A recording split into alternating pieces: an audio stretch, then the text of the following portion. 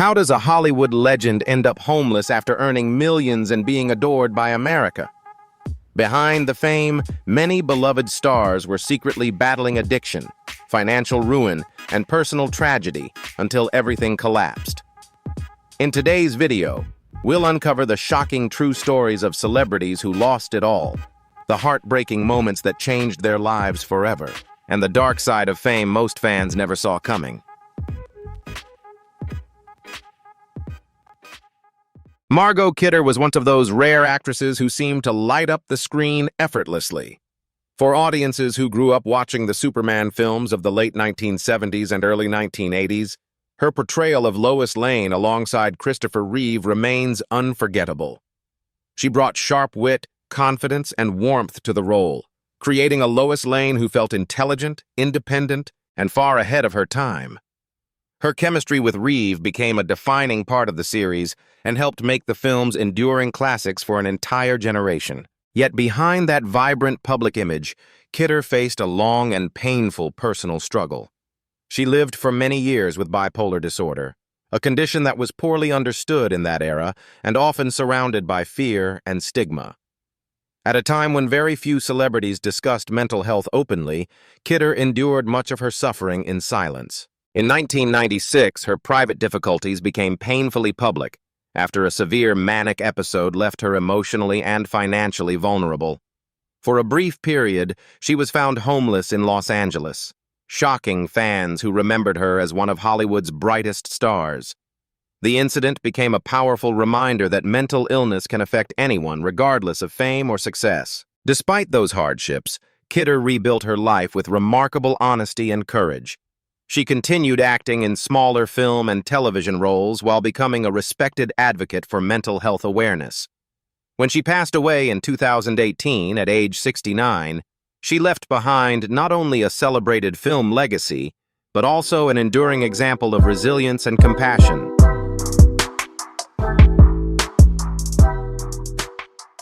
Lisa Robin Kelly became familiar to millions of Americans through her role as Lori Foreman on the hit sitcom That 70s Show.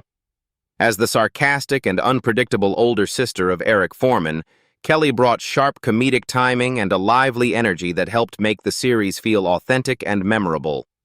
During the show's early years, audiences appreciated the humor and chaos her character added to the Foreman family dynamic, and she quickly became a recognizable face on television in the late 1990s and early 2000s. Behind the laughter, however, Kelly was struggling with serious personal problems.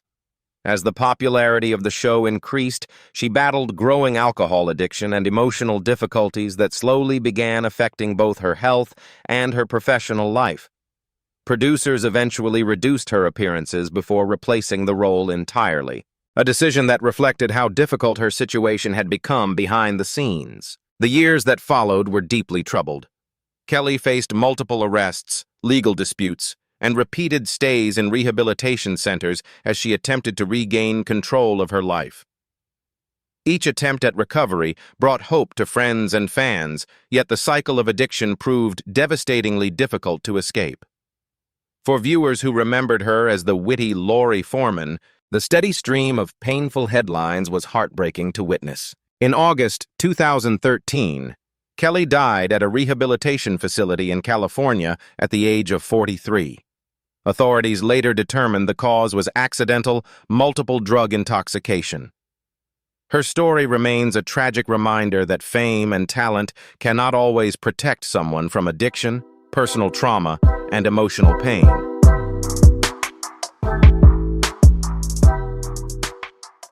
John Michael Vincent was, for many Americans who grew up in the 1970s and 1980s, the definition of a classic Hollywood leading man.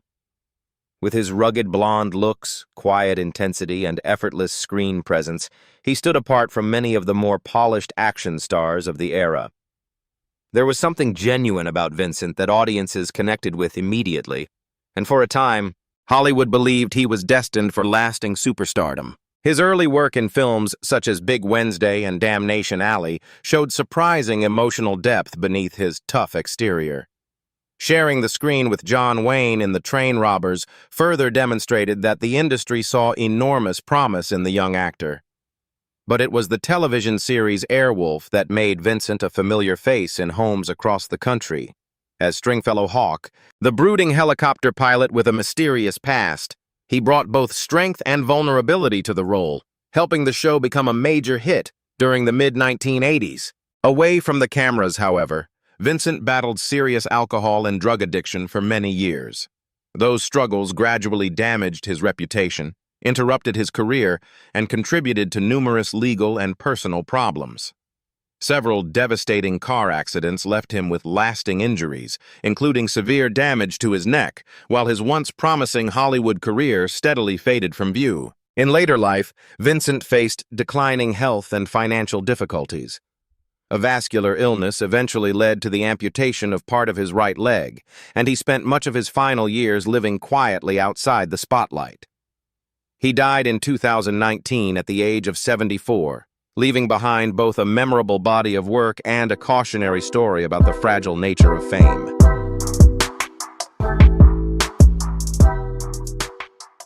Wesley Snipes became one of the defining action stars of the 1990s through a combination of athletic ability, charisma, and commanding screen presence. Audiences embraced him in films such as Demolition Man, Murder at 1600, and most famously, Blade. His portrayal of the dark and fearless vampire hunter Blade arrived years before superhero movies dominated Hollywood, and many film fans now view the movie as one of the key projects that helped pave the way for the modern Marvel era. The film's success demonstrated that comic book stories could appeal to mature audiences while still delivering intense action and strong box office results. At the peak of that success, however, Snipes became involved in serious legal problems tied to federal tax filings. Authorities accused him of failing to submit income tax returns for multiple years, leading to a highly publicized trial that attracted nationwide attention. In 2008, he was convicted on misdemeanor charges related to failing to file tax returns and later sentenced to 3 years in federal prison. The situation shocked many longtime fans who had watched him rise to the top of Hollywood action cinema. Snipes served his prison sentence between 2010 and 2013 before gradually returning to the entertainment industry. Although he continued acting in films and television projects, many of the leading man opportunities that once defined his career had faded.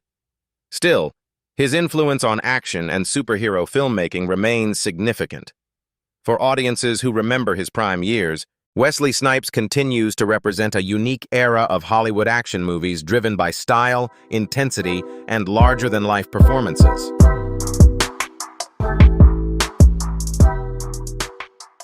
Erin Moran became a familiar face to millions of Americans through her role as Joni Cunningham on the classic sitcom Happy Days.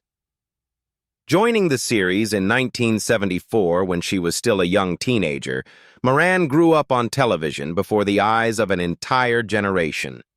Her cheerful personality, natural warmth, and believable chemistry with the cast made Joni feel like someone viewers truly knew. For many families, she became an unforgettable part of American television during the 1970s and early 1980s. The success of Happy Days eventually led to the spin-off Joni Loves Chachi in 1982, where Moran starred alongside Scott Baio. At the time, it appeared her future in Hollywood was secure. However, after Happy Days ended in 1984, acting opportunities became increasingly limited. Like many former child stars, Moran struggled to maintain steady work as the entertainment industry moved on to younger faces and changing trends. Financial difficulties slowly followed. In 2010, reports emerged that Moran had lost her home, deeply saddening fans who remembered her from their childhood television screens. In later years, she and her husband lived quietly with limited financial resources, while personal struggles, including problems with alcohol, added further hardship. Moran passed away in 2017 at the age of 56 at her home in Indiana. The cause was complications from stage 4 throat cancer, an illness she had largely kept private. For many longtime viewers, her story remains a heartbreaking reminder of how quickly fame can fade, even for someone once so deeply loved by America.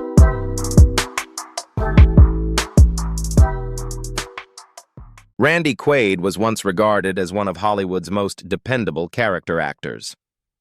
With his unique screen presence and ability to balance comedy with dramatic depth, he built a career that earned both critical respect and mainstream popularity. His Academy Award-nominated performance in The Last Detail immediately established him as a serious talent, while later roles in films such as Midnight Express and Independence Day kept him visible to audiences across several generations. For many Americans, however, Quaid became most beloved as Cousin Eddie in the National Lampoon's Vacation films. His awkward humor, wild personality, and unforgettable comedic timing made the character an enduring part of American pop culture. That familiar image made his later troubles especially shocking to longtime fans. Beginning in the late 2000s, Quaid and his wife, Evie Quaid, became involved in a growing series of legal problems, including disputes over unpaid hotel bills and accusations related to unlawful occupancy of property in California. Yet it was Quaid's increasingly bizarre public statements that drew the most attention.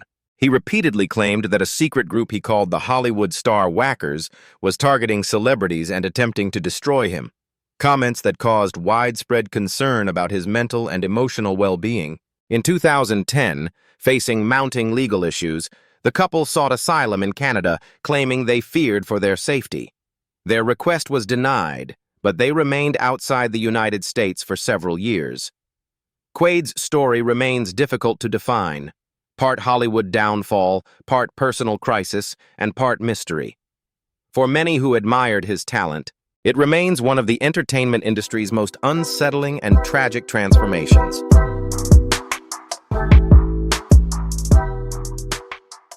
Leif Garrett was one of the biggest teen idols of the late 1970s. With his blonde hair, boyish charm, and easy smile, he became a sensation almost overnight. His posters covered bedroom walls across America, while teenage fans packed concerts and followed his every television appearance. Songs like "I Was Made for Dancin'" helped turn him into a pop culture phenomenon, and for a brief period, it seemed as though his future in entertainment was limitless. Yet behind the fame, Garrett was struggling with pressures far beyond his years. Stardom arrived while he was still a teenager, and the entertainment industry offered very little protection from the darker side of celebrity life. Surrounded by Hollywood excess at a young age, he became involved with drugs and alcohol early on, beginning a cycle of addiction that would follow him for decades. One of the most painful moments of Garrett's life came in 1979, when he crashed his car while under the influence. The accident left his close friend Roland Winkler permanently disabled. Garrett later spoke openly about the guilt and emotional pain he carried from the tragedy, describing it as something that haunted him throughout much of his life. In the years that followed, Garrett faced repeated arrests, financial difficulties, and an entertainment career that never fully regained its earlier momentum. He attempted several comebacks, including appearances on reality television programs such as Celebrity Rehab with Dr. Drew, where he discussed his long battle with addiction. For many Americans who remember his rise to fame, Garrett's story remains a sobering example of how quickly celebrity success can overwhelm someone who is still growing up.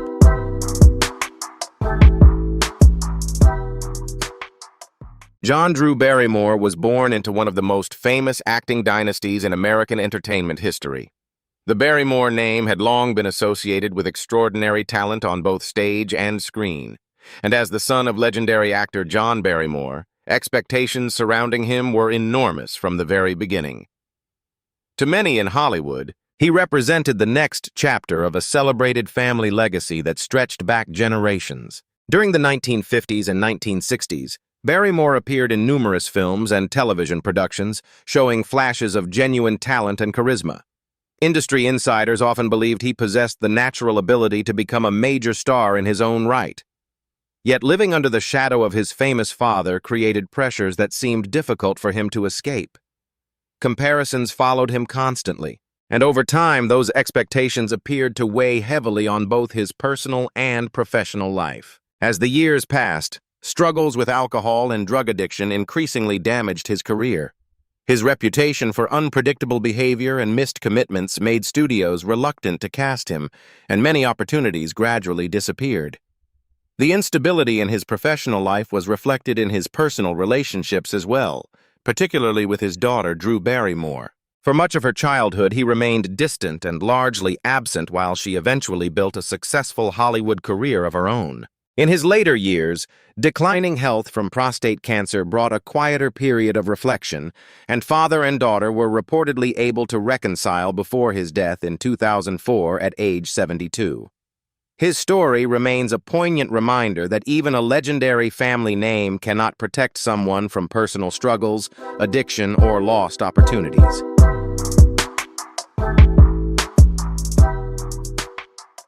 Thank you for watching. Don't forget to like, share, and subscribe to the channel so you don't miss any new videos. See you in the next one.